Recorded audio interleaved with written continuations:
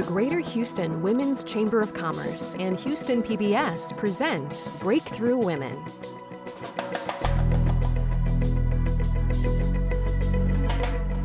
Effective leaders really lay out the objective, the purpose, provide clarity, and lay out a path to success for their organization, their team, whoever it is that they're leading.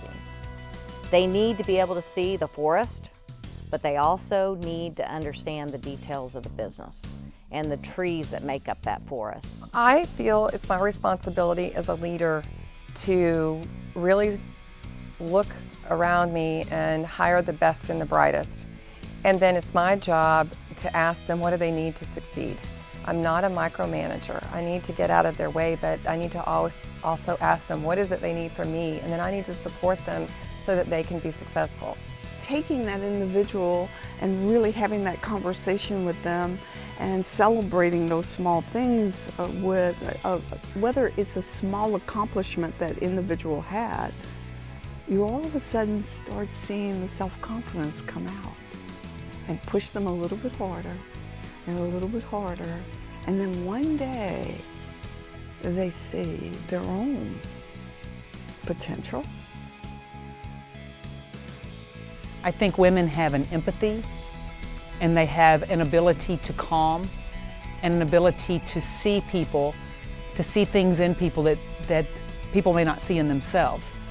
I think men can do that as well, but men tend to be turned inward. They know their own strengths. They have basically a male ego that serves them well. And I say that in a positive sense. Women tend to look at others more. And so for that reason, I think it gives them the ability to help people become what they wouldn't become by themselves.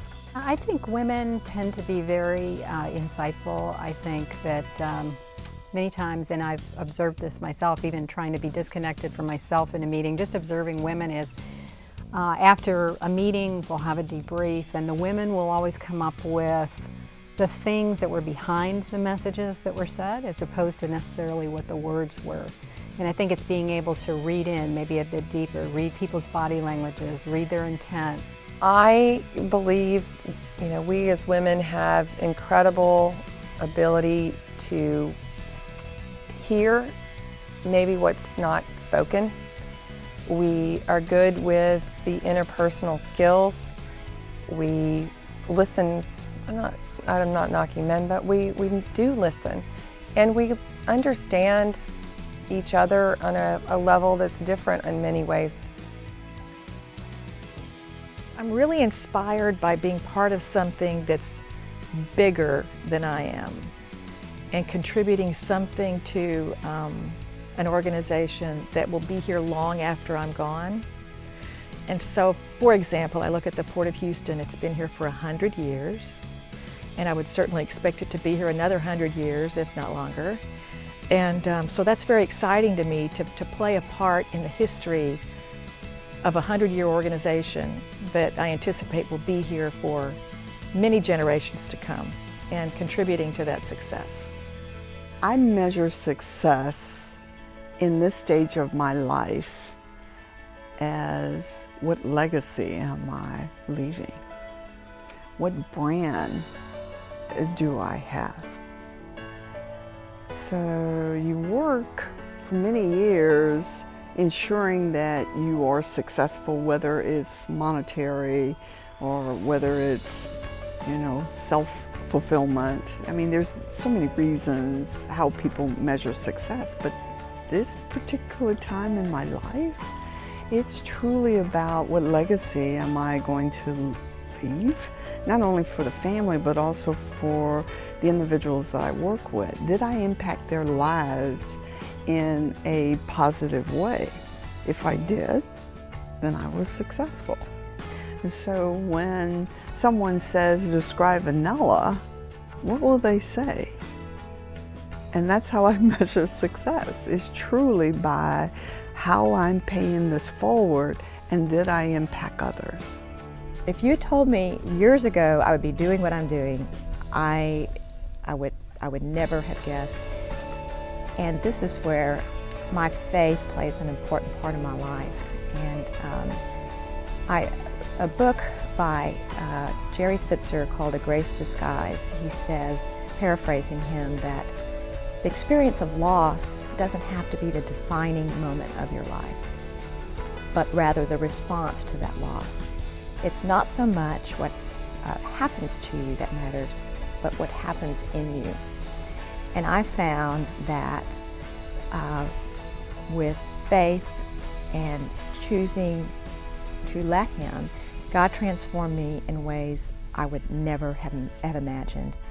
And my faith, my family, and my friends, including my Bellows colleagues, have helped me and sustained me on that journey.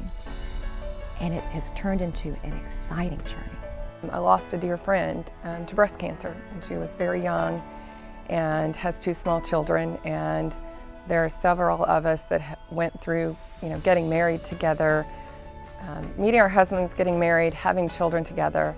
And to go through that, having recently gone through that, what was amazing was to watch her strength and her courage. It was a short battle, unfortunately. From the day of diagnosis until she passed was only about 18 months. But to watch her, and in the end, even when you walked in on those final days and she would say, "How are you?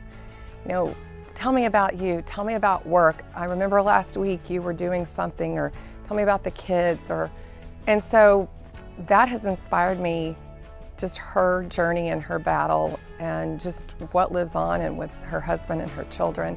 I think those are things, again, that we take things for granted sometimes, and so just some inspiration personally of making sure I can make a difference, because I've got so much to give. You have to figure out through time how you juggle all the balls, and if you drop one, is it going to bounce or is it going to break? And the trick is to drop the ones that are going to bounce and not the ones that are going to break. I always say to women that I know that I'm mentoring, you can have it all, just not necessarily at the same time. So what is important to you to have is different when you're 20 years old versus when you're 54 years old. And knowing what those are is actually where the magic comes. Education is paramount to fulfillment and success. It's the one thing that can never be taken away from you. Your material goods can be taken away from you, but your education, who you are inside, can never be taken away from you. And it is vitally important, I believe, that everyone get as much education as they can. There are so many doors that education opens, especially for women. And it's imperative that we teach young girls particularly, and young women even these days, that an education for them can mean the difference between being self-sufficient and not being self-sufficient. Women make up 50% of the workforce, but they only make up about 1/4 of STEM-related jobs, and they make up only 14% of engineering jobs. And there is no reason that women shouldn't make up a higher percentage of STEM-related jobs in the workplace. Because technology is going to be so important in the future, we need everyone who has an interest and an inclination to move into STEM-related jobs to go that way. Women, men, we need the diversity and the difference of experiences and views. And so it's very, very important that we keep women in the workforce in STEM-related jobs. All of my fellow colleagues in the business have been supportive. It's been wonderful. And true that construction tends to be a male-dominated business, and I believe we are the largest general contractor, majority controlled by a woman in Texas. So that's a little different, but we still have a great team. And I am seeing more and more women come in the business as far as engineers, and of course in architecture there are a lot of women. We hire the best people, but this last go round of hiring, 30% of them have been women. When I entered law school, there were 5 women out of 100 freshmen. 3 of us made it. 2 of us practiced law. 1 only still practices law, and that would be me. I think that the challenges during that time weren't that there wasn't equality for women, because there was equality in the early 80s. But in the law profession, there were very few women. And so when people have done things the same way and expected things to be the same way for a very long time, it's very difficult for them to change. So my challenges were, for example, a law professor who told me I would never make a lawyer and I really needed to go home and probably get married. Or a judge. In my first year of practicing law, I was in a courtroom and an older judge in front of an entire courtroom said to me, "You really need to go home and make babies." Well, that was difficult. It was hard not to burst into tears, I can assure you. But as my dad would have said, you dry up and you go on your own way, put your shoulders back, and get your job done. And that's what I did.